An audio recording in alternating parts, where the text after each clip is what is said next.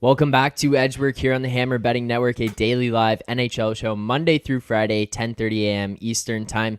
If you enjoy the content here or if you want to get notified when we go live every time, make sure to hit that subscribe button so you don't miss anything that comes out here, including our trade breakdowns, rumors from around the league, looking at futures markets, as well as the new podcast that we have.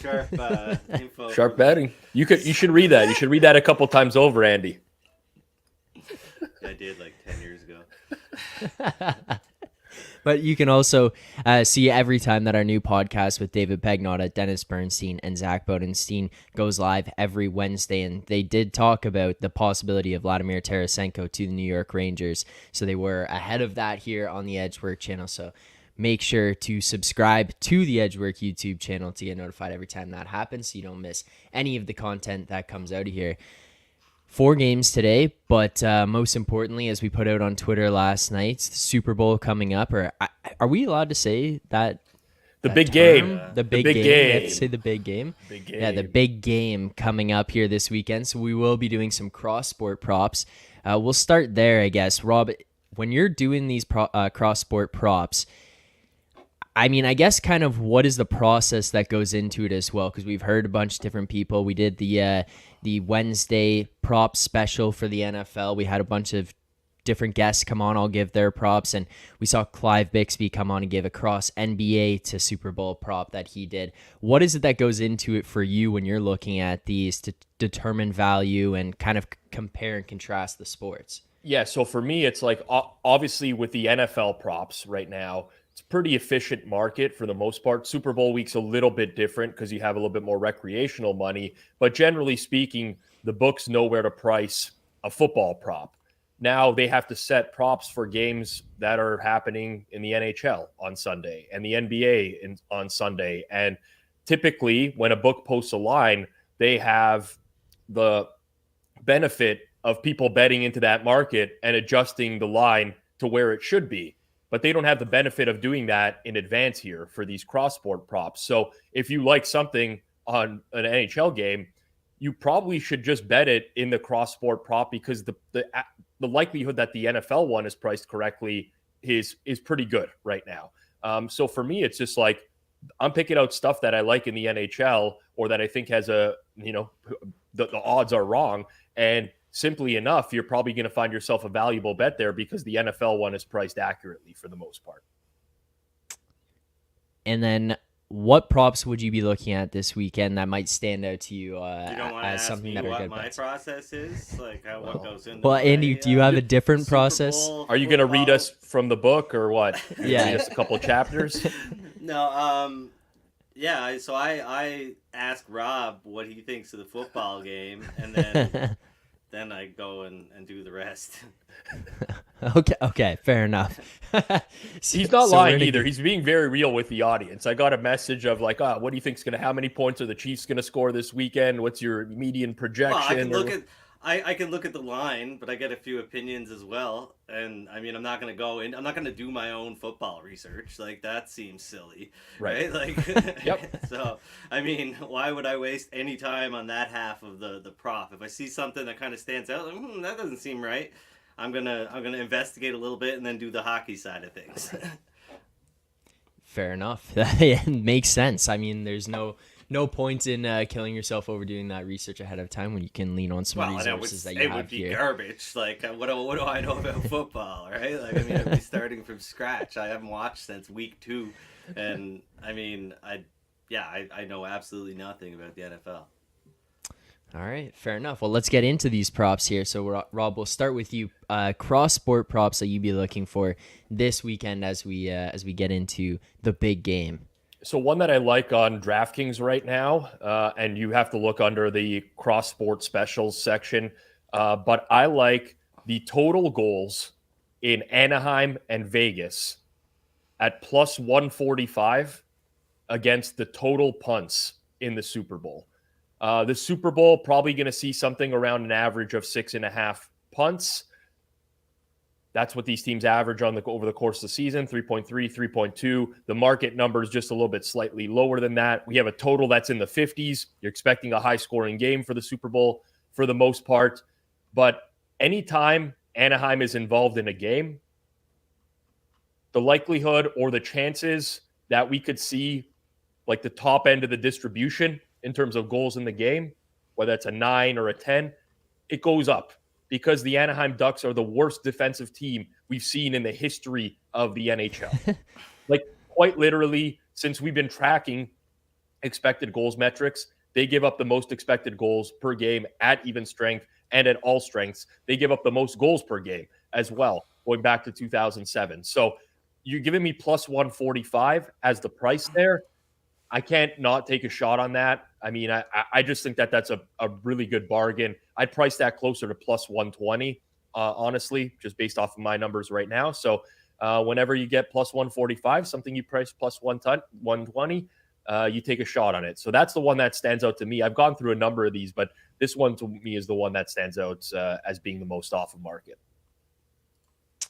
All right. Yeah, so I have two that stand out, and I don't know where they're at now. These are in Vegas. You might be able to find them on at other shops, but I get kind of intrigued anytime I see total team shots on goal props because it's not something that you see a lot of. Books like DraftKings and some other shops maybe earlier, but like I see DraftKings put up goaltender saves props very late in the day, and right. You know what I mean. I don't think these markets are all that sharp. I don't think they use a lot of good data, frankly. And so as soon as I see a total team shots on goal prop, I start to get intrigued. And there was two of them involving the Vegas Golden Knights and the Anaheim Ducks. Specifically the Golden Knights shots on goal. The first one is minus 11.5 Vegas shots on goal versus the Kansas City Chiefs total team points. So like Rob said, we're around 25 points as a prediction for the Kansas City Chiefs.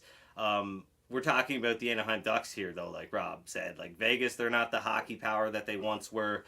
You're not expecting them to dominate as many games, but this team gives up 40 shots a game regularly. Like in 21 of 28 road games this season, they've given up 38 plus shots. So, we're looking at a game where we should see, around 40 shots on the Vegas side. If Kansas City stays within that prediction, around that range, then there could be quite a cushion here. Last time these two teams met, the Golden Knights put up 51 shots. That was in Anaheim, but that is a really fun bet that I like, and even more so, I think I like this one a lot more. Is the Golden Knights shots on goal plus 0.5 even money versus the distance of the first made field goal, which is around 37.5, if I recall correctly. So. Those are the two cross sport props that I like here. That was the first field goal made of the game. Yeah, the first field goal. Did I not say that? Sorry. No, I was just confirming. Yeah, it's just... yeah. Is that interesting? I like hearing the breakdowns of the cross sport ones. Just kind of getting into it's just some more creative things than it is just like your everyday stuff. And we talked about on the show on Tuesday, Alex and Matt had some, and Matt was looking at like Connor McDavid total points over Patrick Mahomes touchdown passes and things like that. It's just interesting to be able to watch them cross. Are there things that you do day of game that you could find with cross sport props as you get into that? Obviously we can look at some of these markets ahead of time, but then there will be news and information that comes out day of game, whether it be for the Super Bowl or for the NHL games that are going to be played that day. And then how do you kind of evaluate those, Rob? Yeah, so like just like any other market, right? We're going to have the luxury of news on Sunday that can help us in these cross-sport props, right? This happens not only in the NHL, but the NBA, whatever cross-sport props you're betting. Just a random example, right? But if Connor McDavid is out on Sunday, that's going to trickle into the Oilers game market and the total and the player props for that game, but it's probably going to trickle to the cross-sport market very late. Yeah. So if that's like your first stop and you're able to find like a Draisaitl shots total relative to some other player or whatever. You know what I'm saying? The news will have an impact on that market, but it's probably going to be one that's very slow to react on Super Bowl Sunday. So we see it with the NBA all the time. Like everybody's following Underdog Fantasy on Twitter. They're waiting for some player to be out, and they're all going to go, bet a line and steam chase the line. Well, if you're a smaller bettor that's not trying to get down thousands of dollars a game, I would, rather than go steam chasing the NBA news, I would go find cross-sport props that involve that NBA team and see if I could use that to my advantage, because those are going to stick up for another 15, 20 minutes before anyone even notices. So I think that's the advantage if you're betting these cross-sport props on Sunday. Andy, do you take kind of a similar approach to that?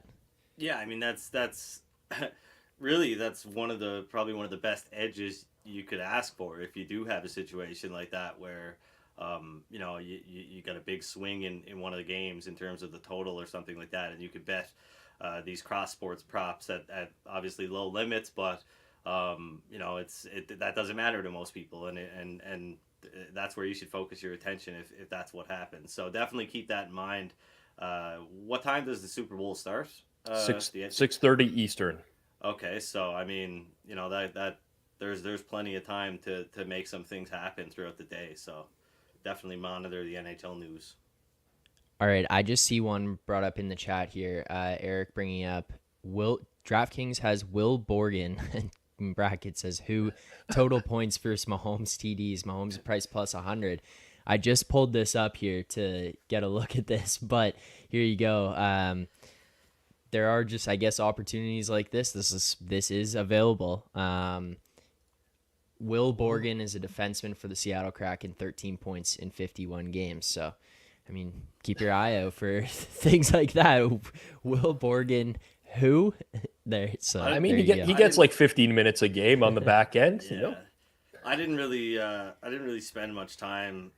Obviously, that one jumped out just a little bit, but I didn't spend much time thinking about the player-specific props, because I think getting into that, there's just, with in terms of the quarterback passing and stuff like that, and I that's really out of my wheelhouse. And I'm guessing there's probably a pretty big range of outcomes here in this game, considering I think the total is pretty high, right? So yeah, 51 at most shops right now. Yeah. So we could see a lot of craziness in this game. I don't really want to think about that one too much. All right, let's look at the games today. We got 4 NHL games on tonight's schedule. So we will start with the Toronto Maple Leafs heading to Columbus to take on the Blue Jackets in the first game of a home and home here.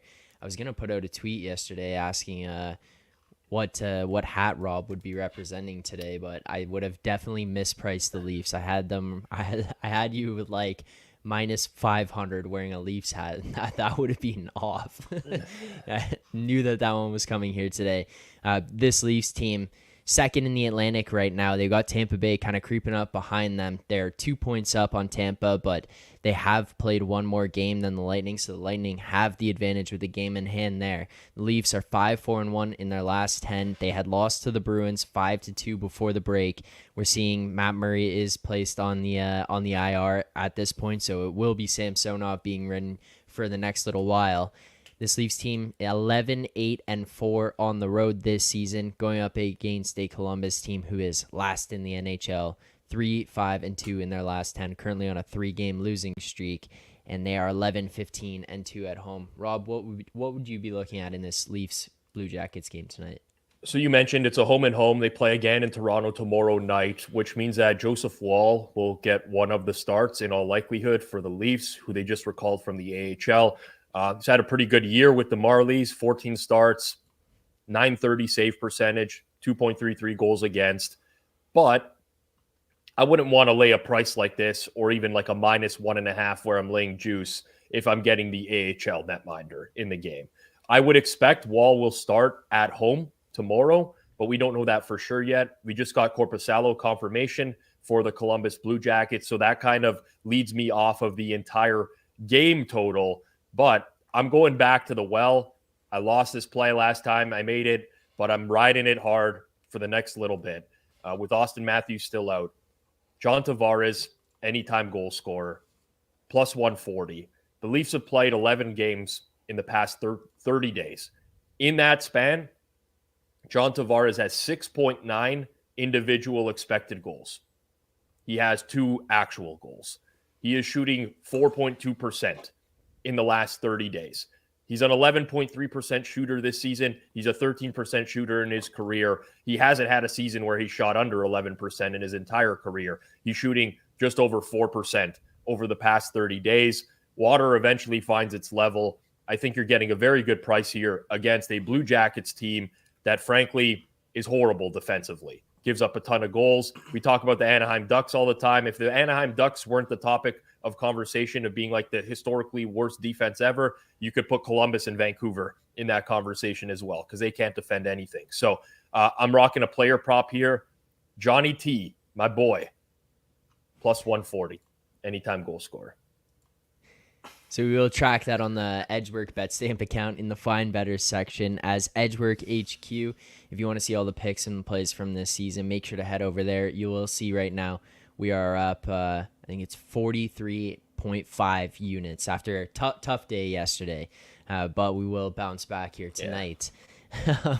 Well, I got blasted last night too on NHL, so me and So Money went down in flames together. I think we had a lot of overlap on our cards. Let's put it that way.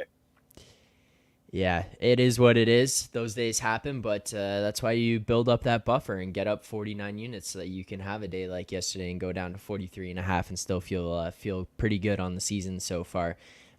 Rob, you had kind of touched on the fact that you would be looking at a Leafs -1.5. You'd be waiting for goalie information there. Say SamSONOV does get announced, he's starting. At what point would you play, or where would you play this to at the -1.5 if he does get announced in? So I price the Maple Leafs at -114 at -1.5 if SamSONOV starts. So you're seeing the best prices in market. North Star in Ontario is plus money. Bet365 is plus money. You have a bunch of books that are plus money right now. I probably play that up to there's not a huge buffer, but -105, -107, whatever you're comfortable with in terms of an edge. I do think that there's a valuable bet to be made there if we do get SamSONOV, who's performed at a very high level for the majority of this season.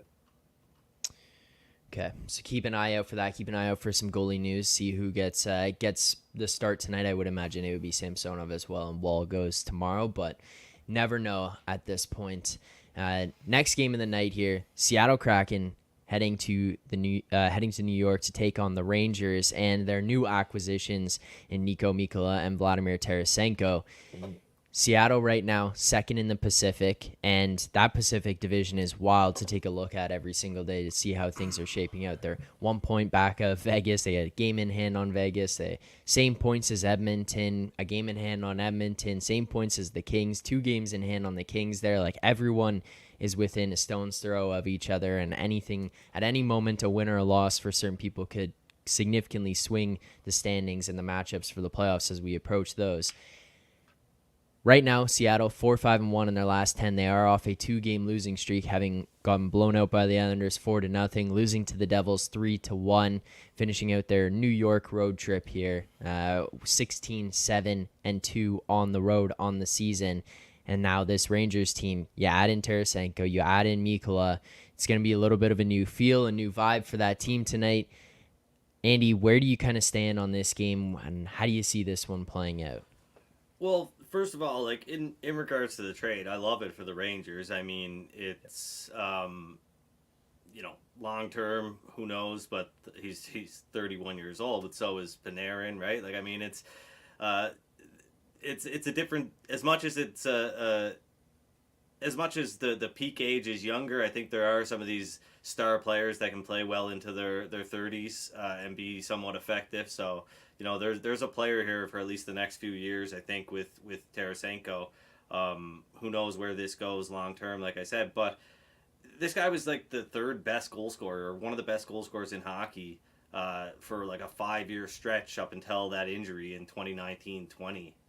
And he got off track for a couple of years. I think he played 34 games over a 2-season stretch there. And then after that, he got right back on track and he was leading the Blues in shots. This is a guy that loves to shoot the puck. And I think that's the kind of player that the Rangers are getting, a guy that's got put up 111 points in his last 113 games. I think this is a great move for this season. And I think early on, the expectation is going to be that he should come in and just do his thing, keep things simple. You're trying to fit into a new system, but on the fly, come in and shoot the puck, right? So I really like the shot prop tonight. Over 2.5, minus 120. He's gone over in 8 of his last 13 games with the Blues, kind of scattered there due to injury, not a consecutive stretch. But I think he's in a great spot tonight, playing on the top line with Panarin and Zibanejad.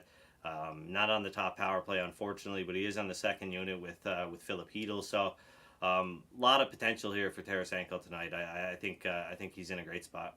I think we got to let the record show that Insight in the chat actually sent this at 10:53 a.m. So a couple minutes prior to Andy. If it wins, we'll get an article on Beeson though before. If it wins, we'll give the credit to Insight. If it loses, right, Andy takes the blame. Right? That's... Yeah. Our chat is on top of it too. Dee also mentioned before Andy said it as well. Keto up to power play 1 and not Tarasenko. So, Andy, you're really? just slacking. Well, they moved it around, sort of. Okay.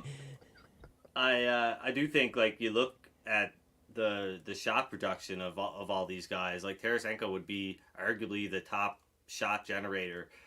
If you were judging these guys based on their production over the last month and a half, 2 months, right? So it's going to be interesting to see how this works out. Rob, do you have a lean in this game that you're looking at? Not particularly right now. I mean, we get another East versus West matchup, which I've made it known many times now what I think of the West relative to the East. But it's kind of priced into the market a little bit at this point. I'm not sure if we got an announcement. Shesterkin just got confirmed. So that's pretty much going to do it for me in terms of any sort of play on the game. Obviously, Seattle having played last night. Honestly, the Kraken played fine last night against the Devils. A pretty even game. They just didn't really get any breaks, lose 3-1. Definitely wouldn't be laying this price with the Rangers. Kraken or nothing for me at this point. Now up to plus 174 at Pinnacle on the Shesterkin confirmation. But probably just to stay away. Unless if this keeps drifting, I'd probably target Seattle plus 180 as an entry point, but I wouldn't go nuts with it. All right, I'll ask you guys this because it's a question in the chat. Daniel H. asks, saying, Hedl anytime goal, been riding it, TBH. Would you guys look at Filip Hedl anytime goal for tonight? Or how do you also, I'm kind of curious, how do you also play this when a guy is hot like Hedl here and he is continuing to pile on goals and points, and then you're looking at kind of how it's reflected in the odds? At what point do you have to maybe stay away because of the fact that they've been on this streak?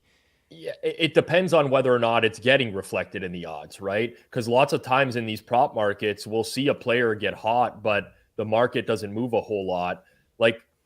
So I was about to say, Zach just pulled up BetStamp on screen here, but I was going to say, in my head, would I price this? I'd say I would probably make a bet on Hedl to score a goal if he gave me 2-1 tonight. So you do have a couple of books that are offering 2-1. Outside of that, no, I'm not going to chase the lower prices. Some of these books adjusted down to plus 160 now. I cannot see value in a plus 160 price on Hedl to score a goal, even on power play 1. So it really just depends. I think a good exercise for people, I mean, you can leverage BetStamp to do this, or you can just do it manually. It's completely up to you. But when you are playing these props and guys go on these heaters or these cold streaks, I would mark down what the prices are every game and see if they're getting adjusted or not. Different sport, complete different sport, but I'll use it as an example. But look at Jerick McKinnon in the Super Bowl, right? His receiving yardage totals 20.5. That's a massive adjustment from where we've seen it for the majority of the year, which was upper 20s, mid 30s. And you can probably say that there's value on that over 20.5 just because you see this massive adjustment, not really any other factors coming into play there. And the same thing happens with hockey, right? Sometimes you just see these, it's a props market. Sportsbooks aren't taking like, 20K a pop on the props here. They're slow to react sometimes. So just make sure you're not betting into a market that has already adjusted for that data, essentially. All right, let's look at the battle for Bedard here in the next game, Chicago, Arizona. As far as these two teams go, you've got some of the worst teams in the NHL facing off tonight, and Arizona on the road against Chicago. They're 6-20-4 on the road, whereas they've actually been fairly decent, or about 500 at home. The Chicago team, though, 9-16-3 at home, so it's not like they're going to really have much of an advantage there in contrast to Arizona's road record. Rob, is there a side that you look at here that you like? Yeah, listen, I think this is a high variance game because you have two garbage teams, could really go down in any way. Arizona's actually been playing like a little bit better than people might realize. Like if you look at their moving averages and Corsi, expected goals, actual goals, it's kind of like trending up, whereas Chicago's is just like a downhill over the course of the entire year. But for me, like look at you're going to get either Peter Mrazek in this game or Jackson Stober, who's played 2 games with Chicago. Now, Stober is an undrafted goalie who's been good in his first 2 starts, but like maybe pump the brakes a little bit. Like let's look at his minor league numbers, and they're terrible. Like he was horrible in the AHL, and I kind of think that Arizona, I mean, listen, this is kind of absurd to even say it, but Arizona on the puck line, -1.5 at like +223 right now, Pinnacle, +225 DraftKings. To me, I think that's worth a half unit, honestly. I think Arizona's better than Chicago. I think they have a big edge in net. Even if Connor Ingram starts, Ingram's fine in net. Obviously, that's not what you want to see. Well, I mean, it's not what you want to see, but yeah, like, this is a great comment, right? Stober has cost me so much already playing like Hasek. I don't listen. Maybe he continues it. We saw Andrew Hammond come into the league 10 years ago. Let's just all declare that every single goaltender is good. They just either play bad or like every goalie in the NHL in 2023 is a capable goaltender. Yes, and there are a million circumstances and factors that lead to whether or not they're successful or not. And yeah, sometimes over a large sample, we can say like, oh, this guy's, here's where his kind of ceiling is. But like you talked about Jonas Korpisalo before, he's the perfect example of a guy who can be the best goaltender in the world on any given night. But most of the time he's not, right? Like, and not even close to it. But yeah, it's just, that's it. Goalies are good, but they either play bad or good, right? Nobody's bad. There are no bad goaltenders. They're all good goaltenders. They either play good or bad. And Connor Ingram is a guy that, yeah, I mean, he's somebody that I have pretty low on the list. That was my reaction. Yes, for sure. Listen, I mean, Connor Ingram, like from a pure metric, like GSAX, GAA, like pretty much hovering around 0 this year. He would be a downgrade in net for them. But yeah, Jonas Johansson, don't even get me started on that guy. Holy jeez. Fine, you win. This is actually Jonas Johansson. Do you remember when he got traded from away from Florida, Buffalo? Where was it? Buffalo to Florida to Colorado to. I can't remember what team he got traded to from Buffalo, but there was Florida. I can't remember. There was one beat writer for the Sabres that I have to find this tweet because it's so good, where he's like, I've been covering the NHL for many years. I've never seen someone who like can't make saves like Jonas Johansson, whether that's in a game or practice. He's like, basically was just like throwing the guy under the bus. Like, this guy is terrible. I have to find that. So it was so good. He went from the Sabres to the Avalanche to the Panthers to the Avalanche. And it wasn't the Panthers. Yeah. During his time with the Panthers, Andy, he played 2 games. He had a 7.74 GAA and a 7.66 save percentage. So only slightly better than Sergei Bobrovsky. Yeah. Some of these guys are fun to pull up on Elite Prospects. You just go down a little rabbit hole of players who've played and seeing what they did. Boys roasting me for not being up on fucking Rangers power play 2 news that came out 17 minutes ago or 20 minutes ago while I'm on the air. I got my computer like fucking 6 feet away here, guys. Like, give me a break. Jesus Christ. Tough crowd this morning. Red Bull's not gonna make my arm grow 4 feet, and if it did, I'd be growing something else. I wouldn't be growing my arms, that's for sure. Oh man. Aaron Lappin asking, what about Hayden over 2.5 shots on goal? Chicago allows 34 shots on goal per game. Pull it up here. Barrett Hayden right now over 2.5 shots on goal plus 135. Rob, Andy, do you guys have any opinion on that? If you I give 2 fucks how many hair I have in my head, you got the wrong guy, man. Well, you got the wrong guy. Just Andy roast this morning here on Edgeworth. You got the wrong guy, I know. Yes, same with me. I shave it on the bathroom floor like once a week, right? Like that. Like, I do not give a fuck. Woo! Barrett Hayden. So like this market, like all the Canby books, right? So Barstool, North Star, Rivers, Unibet, they all leverage the same trading tool. They seem to be pretty off market relative to everywhere else. So probably not a bad bet at those prices. Probably not a bad bet.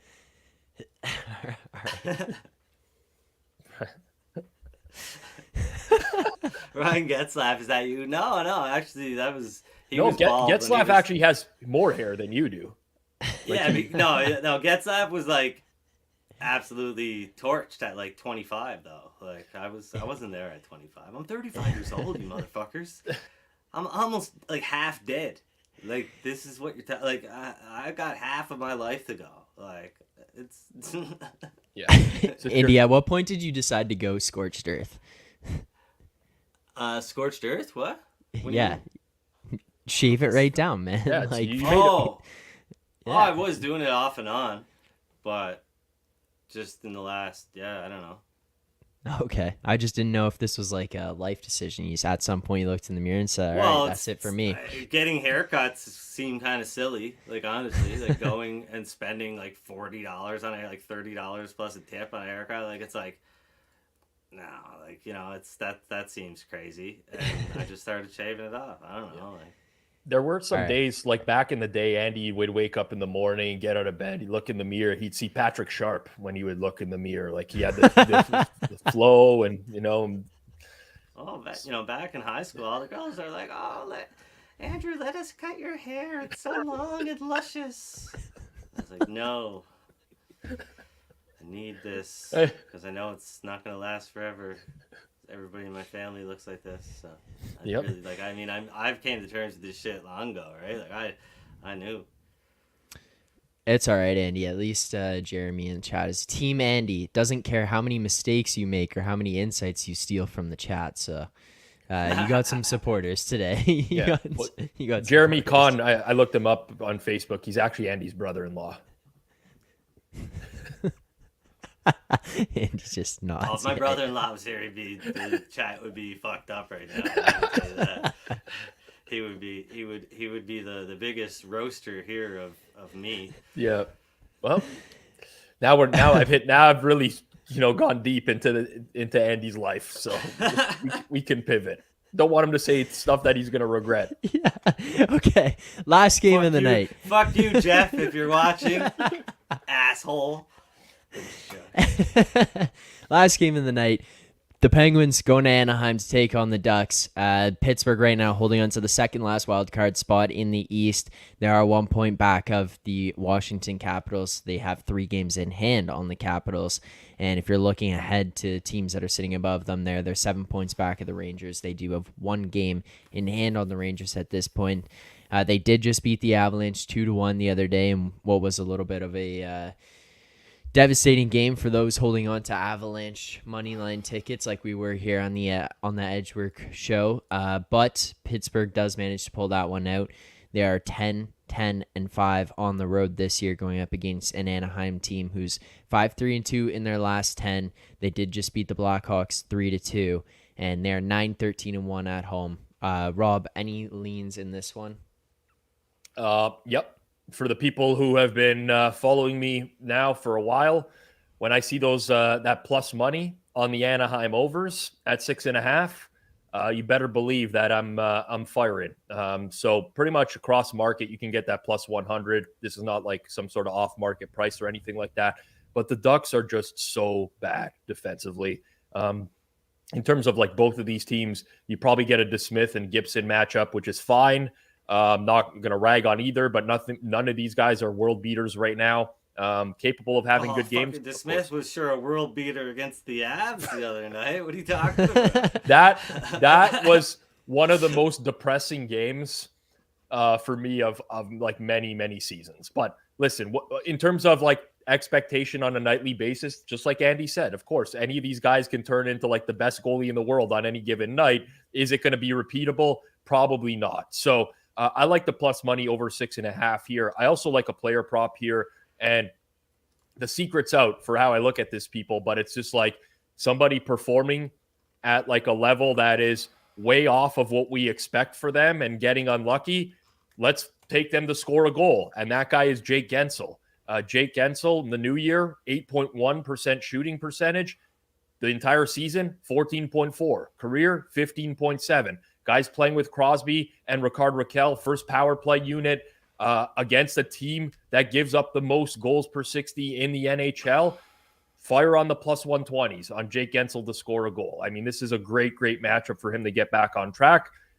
So my 2 goal scorers tonight, hoping to cash one of the 2 for that plus money. But yeah, I mean, these Ducks games kind of like they write themselves for me now. It's like find the opposing player that is underperforming the most and bet them to score a goal, because chances are the Ducks are going to give up like 4 or 5 in any given night. Yeah, and the Pens are pretty bad defensively too. So, which is, I mean, injuries have contributed to that, and we'll see what happens down the stretch here. But it's kind of uncharacteristic how this team has performed pretty bad defensively this year. So I have to agree with Rob on the over at plus money. And I was gonna actually talk about Jake Gensel to score a goal, but Rob took that, so I'm gonna. Oh wow, yeah. It's a pro move. What Andy's doing is a professional move, right? Because now if Gensel scores, he's put it out there that he also liked it as well. It's free, Rob. So he can victory lap it. Yeah. And if Gensel doesn't score, he just blames it. Oh, here's Rob dragging down the edge work again. Here we go. You know, it's I know what he's doing here. It's very intelligent of him, what he's pulling off here. It's very smart, Andy. Very smart. Like, you were saying you had Rob minus 500 to wear a Leafs hat. What did you have me at to wear a Bears hat today? Like, where, you know, that's pretty out of left field, is it not? Like, yeah, it wasn't even in my Rolodex. Yeah, no, it was on the what board. did you have the field? Like, what, 25-1? Yeah, that's one of those where it's like other, you know, available upon request. Like, you actually have to email the sportsbook. Like, can you add the line for the Bears hat? You know, it's not even on the board. Well, sportsbooks are fucking cleaning up today with, the bettors are cleaning up today with under on the Red Bull prop. So yeah, just one for you. Yeah. And you wore the glasses so you didn't get it in the eye either. Exactly. That's also a smart move. That would have been better. Yeah. Next week, safety glasses. So who does everybody want to win? Who does everybody want to win the Super Bowl? Who are you cheering for? Did you bet on somebody? Do you have a side in this game, Rob? I think the Eagles are going to win, but I'm a Cowboys fan, so it's very hard for me to cheer for the Eagles. So, and I like, I want to say history, but like I think Patrick Mahomes is the best quarterback I've ever watched in my life. So I'd like to see him rack up some like career accomplishments. And he's not the guy that we talk about that, like, oh, he went to 6 Super Bowls, but he only won 1 and this and that. Like, I'm not here for that stuff. So I'll be rooting neutrally for the Chiefs, but I you know, again, like this is another professional move for people who are out there, right? Like you hedge your bets on this, like rooting for the Chiefs, but think the Eagles are going to win. That way it's like a win-win for me when we talk next, right? Anything for you and Andy, or are you going to be picking a side in this one? No. Fuck no. I don't care who wins. I'll watch it. Probably tune out in the third quarter unless it's like super interesting and close game. Then, you know, So.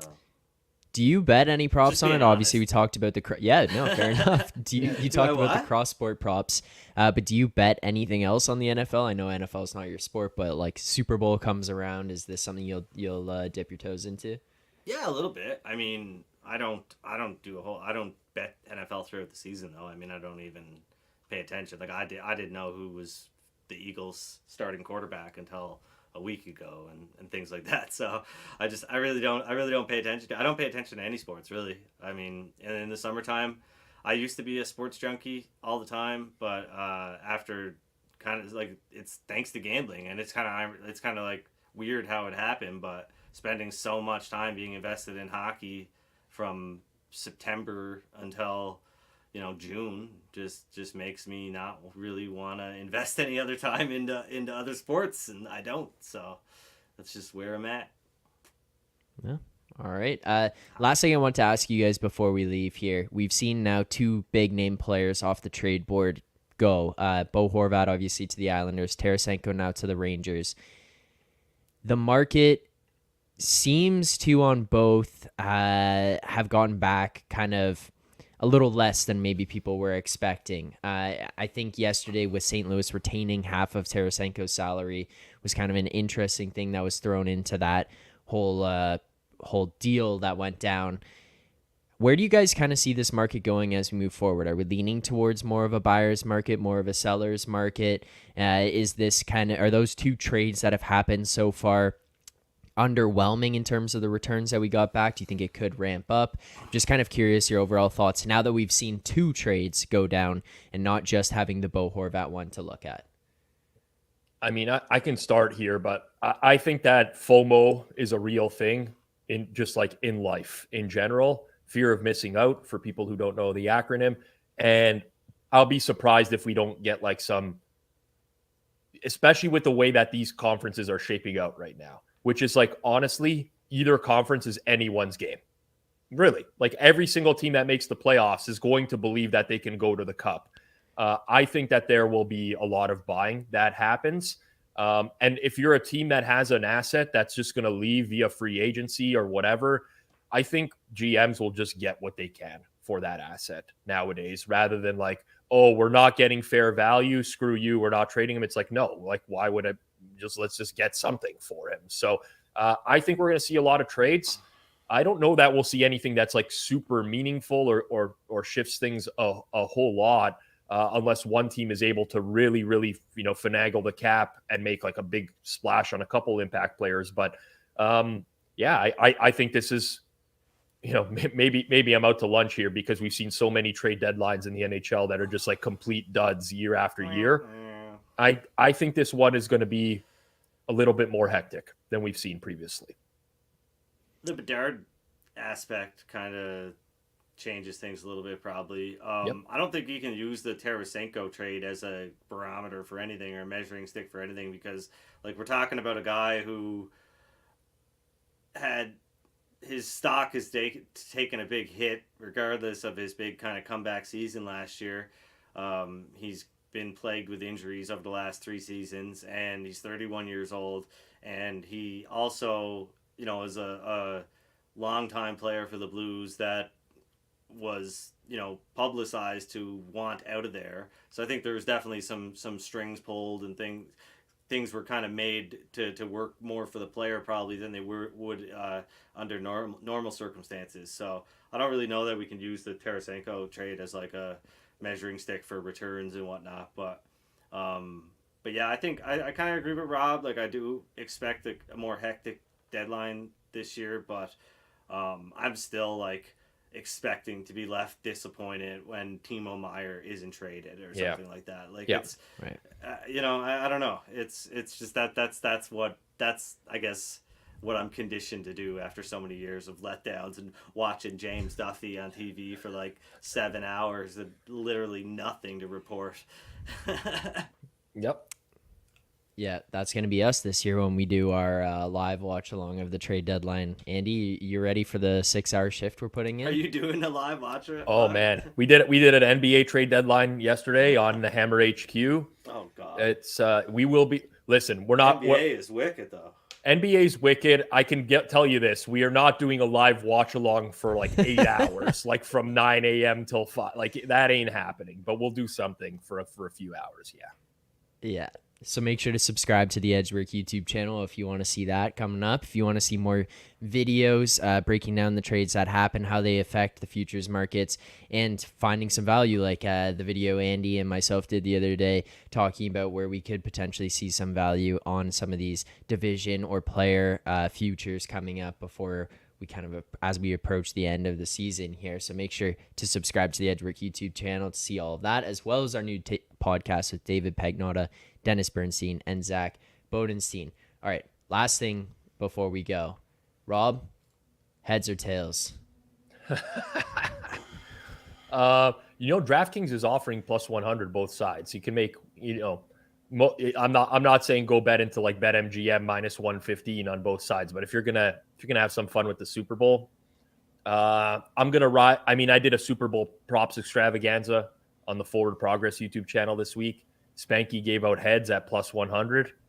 I'm rolling with heads plus 100. My boy Spanky. Andy, heads or tails? I'll go with heads. That's what I was thinking too. So. Yep. I was gonna I'm sorry. All right, yeah, I'll go. I was going to go with heads too. I was also thinking heads. So there you go, clean sweep. Heads across the board. All right.